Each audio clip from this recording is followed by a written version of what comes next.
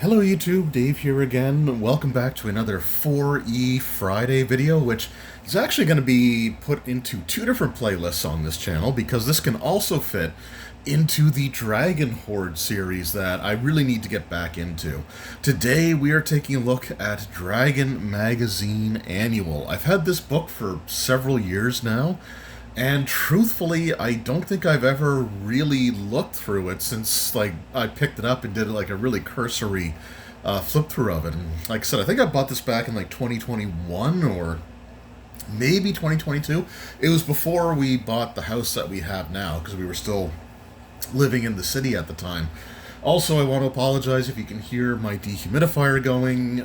It's my game room is down in the basement, and we are getting into the humid season here in Nova Scotia. So that thing runs pretty much all year round. It was off for a while because it had actually filled up, so I want to let it run to take the humidity out of the air here. Because, I've got all my books and stuff down here. So I apologize if you can hear that in the background, but it's a necessary evil for where the room is in the house. So yeah, taking a look at Dragon Magazine Annual. This is the only one that actually came out. So I think this released in probably, 2009? Most likely. 4th edition came out in 2008, so August 2009. By 2010, D&D Essentials would start coming out, which was kind of a soft reset of the 4th edition product line. And while the D&D Insider stuff, I think, was still going on at the time with the digital versions of Dragon and Dungeon magazines, they never did do another compilation book like they did here. So let's take a look at the back. It says, from the website to your bookshelf. I'll talk more about that in a moment. But it says, every week, Dragon Magazine presents new online rules content for your 4th edition Dungeons & Dragons game on D&D Insider. Whether you want to enhance your character or explore new races and campaign horizons, Dragon has something for you. The Dragon Magazine Annual collects the best material published by Dragon Magazine since the launch of 4th edition. Within these pages, you'll find more than a dozen updated articles presenting new feats, powers, monsters, paragon paths, and game advice. The supplement also features official rules for the D&D game, including rules for gladiatorial combat, intelligent magic items, and more. So to use this, of course, this was with the original release of the D&D 4th edition game, so you do need the Player's Handbook, the Dungeon Master's Guide, the Monster Manual, and it also recommends D&D miniatures and D&D dungeon tiles, which I know is a point of contention for a lot of people when it came to 4th edition being built around using maps and grids and minis and stuff, but again, they were selling these product lines at the same time, so it makes sense for you to market your role-playing game to take advantage of the entirety of your product catalog. And I've said before, it's really easy not to use a grid as long as you can just multiply by 5, because that gives you the same, distances or feet or range as you would get in D&D 3rd edition. So anyway, just a little food for thought, I guess, type of thing. On the front, we got some Dragonborn. They're looking pretty gnarly there with some fire going on in the midst of battle here, it looks like. So let's go ahead and take a look at what we got here. Dragon Magazine Annual. So, the first article that we have is the Dum Demonicon of Igliv. Again, that's a made-up fantasy name. If I say it wrong, don't take it personally. I've had some people get really mad that I mispronounce words that aren't real. And I apologize, but if it's not a word that I'm familiar with, I will try to sound it out phonetically. It's just the way that I've learned how to do things. But we are looking at Yinogu. Right at the very front of the book, we've got ourselves a demon lord here. So this is the Lord of the Knolls, and we've got its stat blocks here, level 28, solo skirmisher. So that's pretty cool to see. We've got a little bit of information here. We got the description. Combines the worst feature of a gnoll and a demon into one immense form. So this is a large creature, standing 12 feet tall. Always suspicious of treachery, Yinogu wears armor assembled from the pieces he scavenges on the battlefield. This includes with bits of mail and plate held together by strips of flesh collected from his victims. So that's pretty cool there. Yinogu and D&D, so again, a little bit of the history thing. And again, like, I know when it comes to 4th edition, a lot of people were upset about lore changes and stuff like that. But, it was a new campaign world. And truthfully, if you wanted to run the older style of things, you could easily do that with the other established campaign settings. But, it does go over, like the history of, this creature within the confines of D&D. So it's not like they completely threw out the past or the history of D&D. They definitely took time to reference it on a few different occasions. It's just a matter that they wanted to create something new, and they had this brand new campaign setting in the Nentir Vale and the world that was contained within. So why not use that opportunity to have things be a little bit different there? Like, if all the D&D campaign settings are the exact same, then none of them are special, right? Like, if everybody's special, nobody is. But, if they do something different in one setting, it doesn't discount the fact that, things could be somewhat different other ways. And as people have always wanted to point out, you can run the game however you want. But it is cool to see them referencing, like, the history of Yinogu there. And I think that they did the same thing in one of the Plains books as well, that had Vlokith in it. Like, they went in a little bit of her history as well. So we had the aspect of Yinogu in here as well, and then some of his followers or minions there, his exarchs, which are kind of like his divine servants. Really, really cool. There's actually quite a bit of stuff here for this, and I love gnolls. Like, I think gnolls are like criminally underused. In D&D. Like, I'm running a 5th edition game where I recently had an encounter with, like, gnolls in, like, the Icewind Dale region. Had them set up this ambush for the party, and it was a pretty brutal fight, but again, I love gnolls. I'd love to see them do more with them, like, in a published adventure. Then we got creature incarnations, kobolds, the shifty little buggers. Okay. I actually kind of like this. I want to say, was this something? I think they did something like this back in 3rd edition as well. So this really feels like it's an updated version of I think it was one of the April Fool's issues of Dragon Magazine back in the day, because some of this looks very, very familiar. So essentially, with like the kobolds here, like, it goes over like traps and stuff like that they're known for. But this victory chart, I know that was in a 3rd edition era Dragon Magazine, but I love it nonetheless. I never actually used it. I really should. So kobolds are prone to victorious outbursts when they finally defeat a foe. When a kobold reduces a character to 0 or fewer hit points, roll a d20 and consult the following table if you want to inject some craziness into the game. So on 1 to 10, they don't do anything. They just continue attacking as normally. But in 11, kill things, take their stuff. The kobold picks an item off the fallen adventurer as a trophy. It spends a minor action next round dancing in celebration before running off to hide its treasure. Ask not what you can do for the tribe. So the kobold spends a round standing on the fallen adversary's body, delivering a victory speech. I attribute my success solely to luck. The kobold immediately hides in his victim's backpack or under his or her unconscious or dead form. Whoa, that's never happened before. The kobold is stunned until the end of its next turn, shocked by its own success. Come get some. Kobold spends a round taunting the nearest PC. Victory! The kobold lets out an inspiring whoop that grants all kobolds within 25 feet +1 on attacks for the rest of the fight. You're next. The kobold gains an action point. That's actually kind of cool, too. This will only anger them. The kobold drops its weapon and runs away of fear of retribution. It comes back to the fight in 1d4 rounds. I'm only getting started. The kobold regains hit points equal to its bloodied value, if bloodied, or up to its maximum value if it's not bloodied. And then fear me. The kobold gains +2 to attack bonuses and damage rolls and +1 to all defenses until the end of the encounter. So, yeah, that was definitely in one of like the April Fool's things here. But again, we got some more kobolds. And I love kobolds too. So, It's kind of neat to see these in here. I'm really, I really wish I would have spent more time looking at this. Then we got the Ashen Covenant. So this is a cult dedicated to Orcus, I guess. And we got, the information for them here. So if you want to drop them into a D&D campaign setting, then you can certainly do that. I'm not going to focus on going in depth and everything here. Just kind of want to show what's inside. But we got the leader here. So Elder Arantham. And he is level 25, so this could realistically be something that your level 20 characters, so your Paragon tier characters, go up against.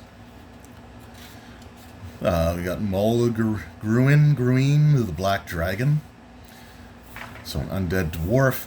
There's the, okay, and this is how I pronounce it. Again, if I'm wrong, I'm wrong. But we got the Hukiva, which is really cool to see in here again. So again, I love some of the really obscure undead, and with the Hukiva, or however you pronounce it, the fact that they were priests that were trying to achieve lichdom, but the ritual failed and turned them into these essentially insane creatures is pretty cool. So, and this I believe looks like a template that you can add on to the creature here. Because it gives different things for different levels. So again, really, really cool stuff. The Flame Harrow. I wonder if that's the equivalent. There's a 3rd edition monster called the Eye of Fear and Flame, I think it was. And they were like an undead that had these 2 glowing eyes of different colors. So I wonder if that's kind of the same thing. Then we got Mithrendane.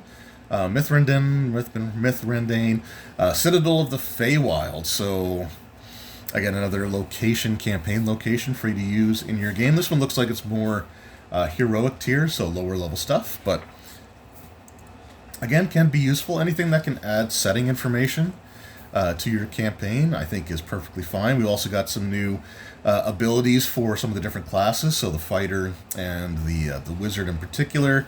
New Paragon tier feats, magic items, a new Paragon path, which requires the Eladrin and Rogue class. So support for 3 different classes there: fighter, wizard, and rogue. It looks like. Wish upon a star. Warlock sometimes sees arcane power by swearing pacts to questionable entities beyond the world. Let's see. Okay. So it looks like you're kind of wishing upon it, this looks like some Lovecraftian stuff, actually.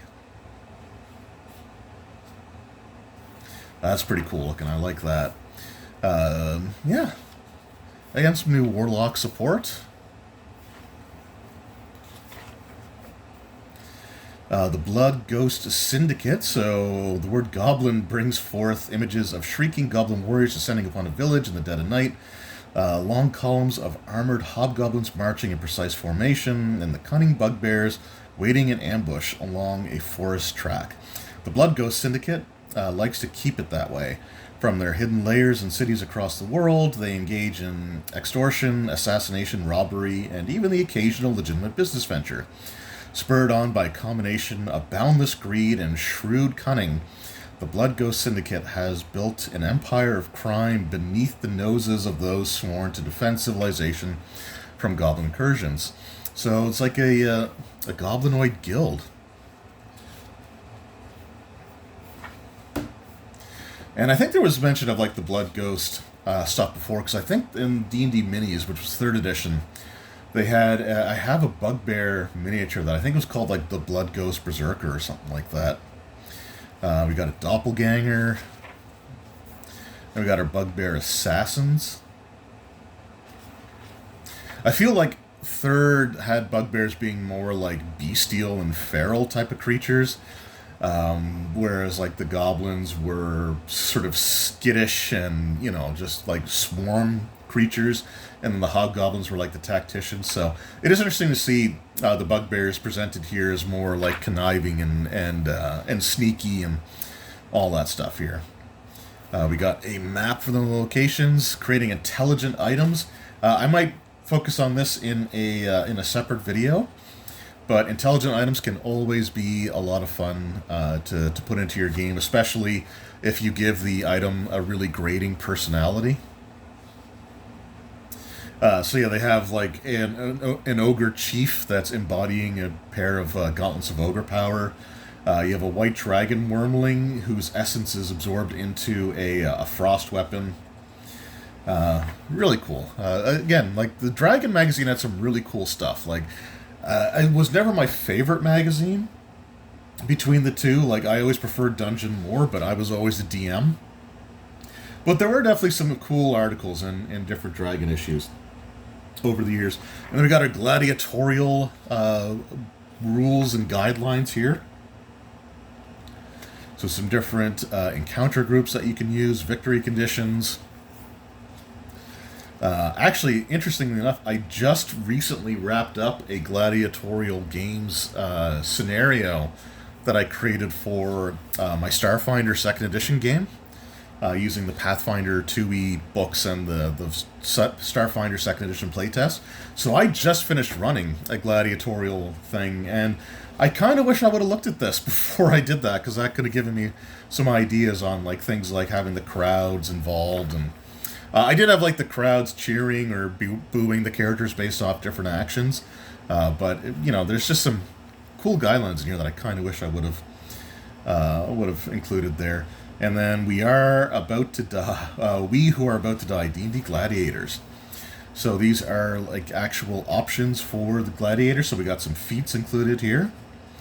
Heroic tier feats, Paragon tier feats. I don't know, are we going to have any epic tier?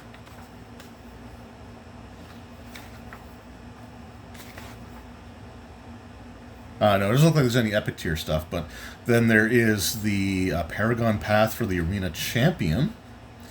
So again, that's pretty cool. We got the different armors that you would find gladiators wearing. The battle harness, the piecemeal armor is kind of neat.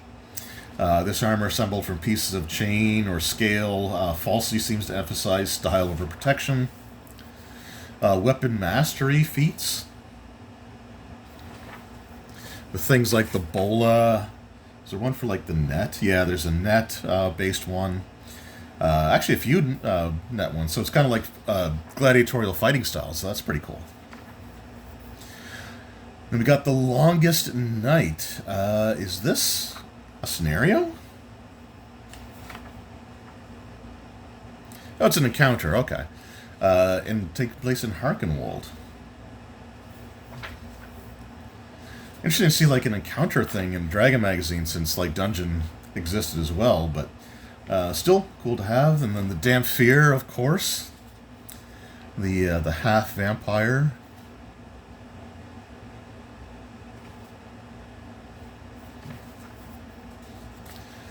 Some feat support for them, some new creature types to throw into your game as well. I'm surprised none of them made one that looks like Alucard from Symphony of the Night, because I feel like that is definitely a really famous example of a Damphir. Masters of the Plains. So we got the Dark Lord. So these are... Oh, this is a Epic Destiny. So if you reach Epic levels, like level 21 or above, you can actually choose an Epic Destiny. So they have things like Immortal or Archmage or things like that in the core books. But yeah, so we actually can be like this Dark Lord from the Shadowfell. Dark Lord Power, Keybearer, Plane Shaper, Prince of Hell. Again, that's actually kind of cool. Not that it was the 9 Hells, but in the Shackled City Adventure Path, one of the player characters can become the ruler of one of the levels of the Abyss, the level Ocapitus, which is one that had pieces of Celestia like cast off down into it. It's a level of the 9 Hells that demons think is haunted because of like the celestial pieces there. So in my campaign, one of the players actually ended up inheriting that level of the Abyss. It'd be kind of cool to revisit that one of these days. Punisher of the Gods, Storm Sovereign. Quite a few of these Epic Destinies, actually. That's really cool. Not a lot of stuff really supported the epic levels. There were like a few things in like the player books and maybe a couple of others, but this is a pretty large, like a collection of epic Destiny stuff, which is really cool to see. And then some new races here. So the Shatterkai from the Shadowfell.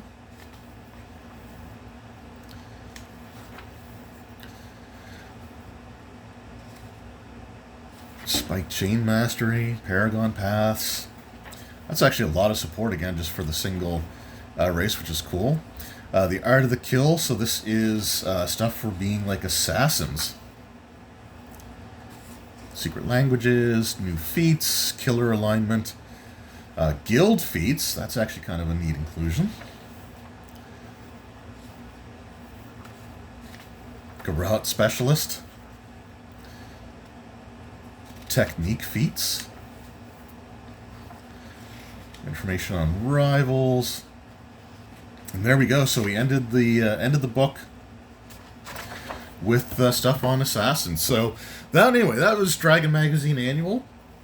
If there's any section of this book that you want me to go more in depth on, let me know. This was just me flipping through it and kind of seeing what things are in there. I would say that I definitely love the Kobold Victory chart. It is a recycled idea from previous edition, but it's a cool idea, and I'm totally fine with them updating that because, it's a small section of a larger article, which is really cool to see. The Epic Destiny stuff was really cool.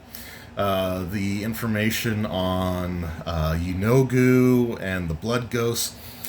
So overall, this is actually a really cool book, and it's kind of a shame that they never did any more of these. But I will say, the one thing that I was not a fan of when it came to 4th edition, or even pre-4th edition, because this happened during 3.5, was the decision to move from the printed pages of the magazines, like physical magazines, to an online subscription service.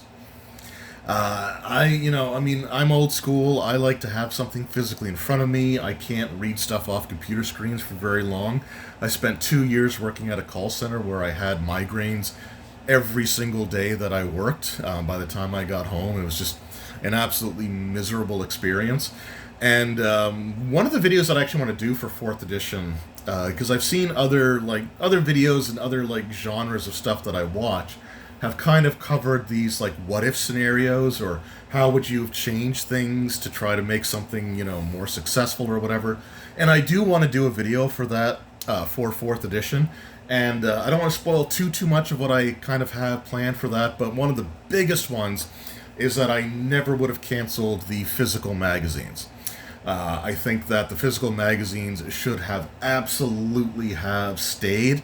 And I know this was also an era 2007 through the early 2010s and the mid 2010s, where a lot of magazines were starting to go out of business. But Paizo, I think they were doing a pretty good job, and I think that they could have weathered the storm. And I do believe that if people that had subscriptions by the time they transitioned from 3rd to 4th, likely would have actually been more inclined to give 4th edition a chance if they could have had really cool preview articles going over the information, or if they knew that the next 6 or 7 months of their subscription was going to be for this new version of the game. Ideas are ideas, and you can always port stuff from different editions into your own game regardless of what it is. But I think that would have done something to create a bit more of an open-mindedness towards the new edition. Not saying that alone would have fixed things, but one of the things that got me into 3.5, really got me into 3.5, was the knowledge that everything that was coming out in the magazines that I loved, particularly Dungeon Magazine, were going to be something that I would have to do conversion work on if I wanted to run it for the current or the older 3rd edition version of the game. So I think they should have stuck to physical magazines, even if they took it back and produced it in-house instead of it being Paizo, even if they were the ones doing it. I think that it should have been done. Maybe even if it wasn't a monthly magazine, but a bi-monthly or a quarterly physical magazine. And they could have done something like this, where it was sort of like the best articles from the online site could have been compiled into this like bi-monthly or quarterly magazine. And I think that still would have done, some good things for the 4th edition brand. But a really cool concept nonetheless, and I do wish that we could have gotten another one of these. But again, 4th edition, unfortunately, just did not get the opportunity that I think it really should have had.